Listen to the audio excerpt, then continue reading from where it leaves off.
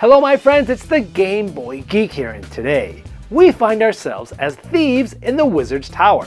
The wise wizard Alazar has collected many magical objects, but he's gone on an epic quest, which opens up the opportunity for us thieves. You'll be trying to steal as much loot as possible and compete to become the best thief in the land. 10-minute heist, the Wizard's Tower, is for 2 to 5 players, plays in 10 minutes as the name suggests, and is for ages 8 and up, and published by Daily Magic Games. Today, we'll be doing a rules school, where I'll teach you how to set up and play the game so that you don't have to read the rulebook yourself. Now, I've placed timestamps below me in the description of this video, just in case you want to jump to a specific section of the rules. Without further ado, let's get started.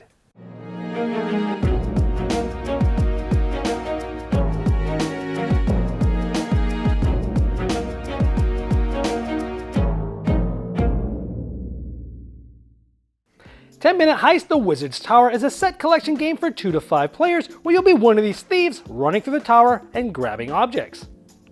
You'll be moving to different cards, collecting them for your haul for the end of the game set collection.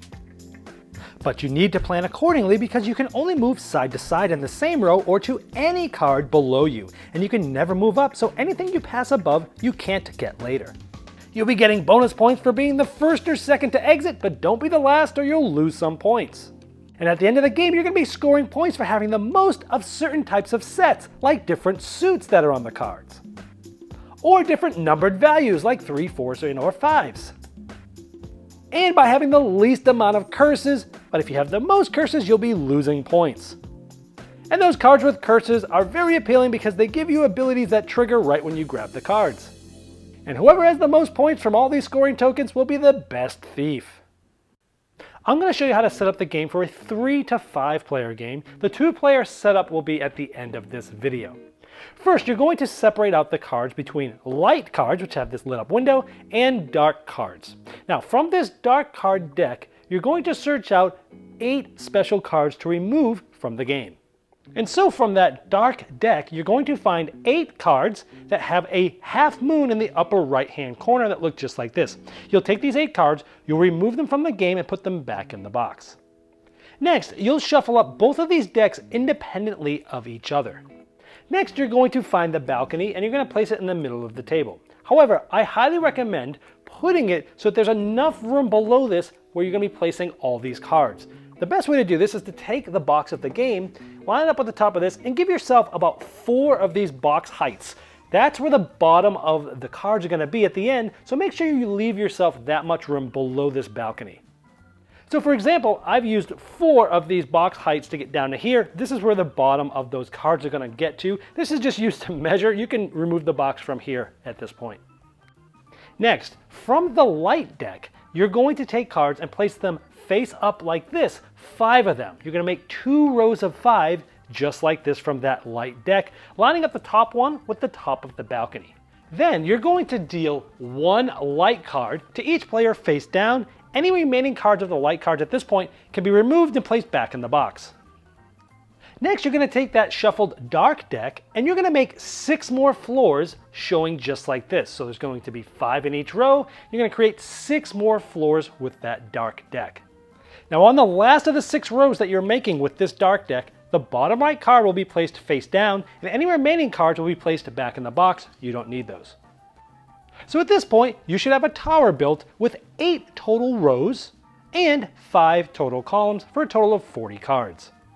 Next, in the bottom right hand side of the tower, you're going to place this bridge token, and just underneath them you're going to place first to exit and the second to exit token just like that, left to right, and the last to exit token above that. This essentially is going to give points to people being the first and second to exit the tower, but minus points to those that are the last ones. You're then going to find all the rest of the scoring tokens, which look similar to the last to exit, first and second to exit tiles that you've just laid, and you're going to place them face up, just going up the side of the tower like that. It does not matter what order these are in. Then you're going to find these thief tokens, and each player is going to select 1 to represent themselves. If you're playing with less than 5 players, any not used can be placed back in the box.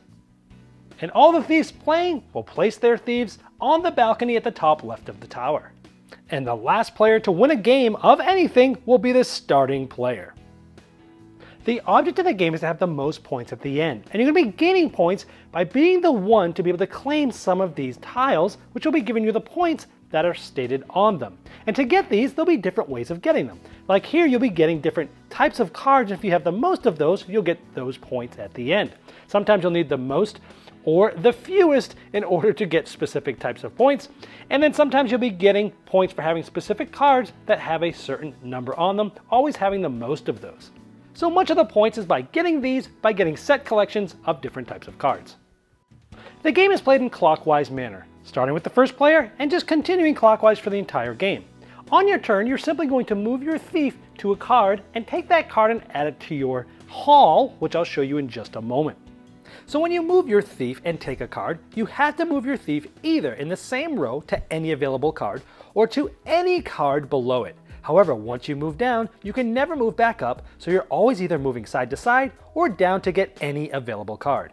So for example, let's say this player goes here and takes the Gibbon's Paw. They would place this here, and then they take this card and place it in their haul. So all the cards gotten from the tower like that are placed face up in your haul, which is just a spot in front of you. Keeping in mind that all players started with one light card that was face down that nobody will know except yourself. So as the game goes on, players will be able to see most all of the objects that other players have gotten except for their one face down card. And then it would be the next player's turn. They might select a card and place it in their haul, and then the last player might do the same thing, and then it's back to that first player. So this first player can move sideways and take either one of these, or they can go to any card in any row below it. They can even jump really far down, but they're not typically going to want to go too far because they can never move up. So if this player, let's say they skip this one and they want to come down to this one, they'll take this, they'll add it to their haul, and their thief will be like this. So on this player's next turn, they can only go here or anywhere down, but they can never move up. For example, this player might want to go all the way down to this row skipping thing because this card has a special ability, and when they have that, it will trigger right away. For example, this says you may take any card from the tower, so you would activate that right now and take any card from another tower. You always just do what the card says immediately once you get it if it has an ability there. Although some of them will specifically say don't use them until the end of the game. Also with powers, if you cannot use the power, you cannot take the card. For example, this one says you must discard one non-curse card from your hand. Well, if you don't have any non-curse cards from your hand, you could not take this card because you cannot complete its power. Now this continues in clockwise motion. When you get towards the bottom of the tower, if a player wants to take the face down dark card, they do that, but they place this face up in their haul. Now, regardless of where you are on the tower, you can decide to leave the tower by placing yourself on this bridge tile. If you're the first one to exit, you'll take this, which will be worth 2 points for yourself at the end of the game. And when the second player goes here, they'll take this, and that'll be worth 1. And the last player to exit will end up taking this. It will be -1. Now, once any player is outside of the tower, they are done for the entire game. Only players in towers take turns clockwise. Once all players have left the tower, the game ends, and all players will reveal their face down card that they had at the beginning of the game, and then we'll go to final scoring. Then going one at a time in any order, take the scoring token and you'll look at every player's haul to see who has the highest total value, adding up all the numbers on their cards, in this case the blue artifact cards, and I have a total of 15. If I had the highest total value, I'd get this token for 4 points. If nobody has the most, meaning 2 or more players tie, this is not scored and it's placed face down like that. Now you'll continue to do that for all of the tokens that have the different suits on them, keeping in mind, if any player has cards in their haul that has this wild sign on it, it's considered to be every suit, so this card will actually contribute to all of those. Then you'll go through each of the ones with the values on them, one at a time, and these values are what's shown on the card. Whoever has the most cards with this value will win this. Again, any ties, this gets flipped over and nobody gets it. Keep in mind that some cards might have multiple values, meaning this card is going to count for 1 for each of these different values 3, 4, and 5. You'll also give the tokens for the fewest or most curses. Curses are shown on cards like this, and again, fewest or most is going to get -3 or +1, and again, if 2 or more players are tied, it does not go to anybody. After you've scored all the scoring tiles, everyone will add up all the points they have, which come from the tokens and possibly some cards you may have. Whoever has the most points is the winner. If it's tied, the player with the least amount of curses is the winner. If it's still tied, whoever has the most amount of these scoring tiles is the winner. If it's still tied, they rejoice in their shared victory. After you've played the game once, if you'd like a deeper gameplay experience, we highly recommend this Master Thief variant. Now during setup, after you set up the top 2 rows as normal using the light deck, then with the remaining light deck, you're going to remove a certain amount of cards depending on the amount of players. If you're playing a 4 or 5 player game, you're going to take 1 card and remove it back to the box.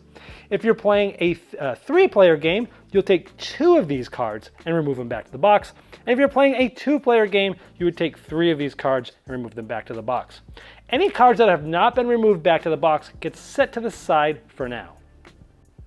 Then continue building the rest of the tower as normal with the dark cards.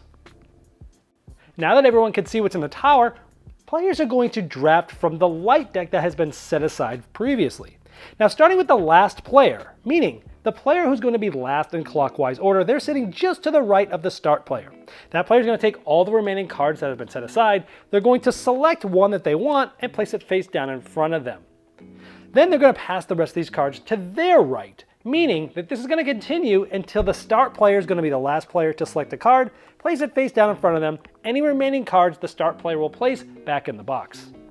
And then the rest of the game is played as normal. Now if you're playing a 2-player game, you're going to take these 3 scoring tiles and place them back in the box. They won't be used. The second to exit, last to exit, and fewest curses. Also now, when you move your thief and take a card, you're required to discard any of the cards that are also in that row, and you take them and place them back in the box, denying them from your opponent. However, if there are no cards left in that row, you simply don't discard anything. And even when going in the bottom row, the final card on the bottom right that is face down can also be discarded in this way. And the rest of the game is played as normal. And for another variant, when setting up the dark cards in the tower, you can remove the 8 cards that have a circle in the upper right and replace them with the 8 cards that have the half moons that you removed from the game during the normal setup, and this will give the game a different feel. Well, I hope this helped you dive right into 10-Minute Heist, the Wizard's Tower, and get to the fun quicker than you normally would if you had to read the rulebook yourself. Now, if you have any further questions about the rules, I've placed a link below me in the description of this video, and that's the best place to ask them, since not only will I be notified, but so will Daily Magic Games.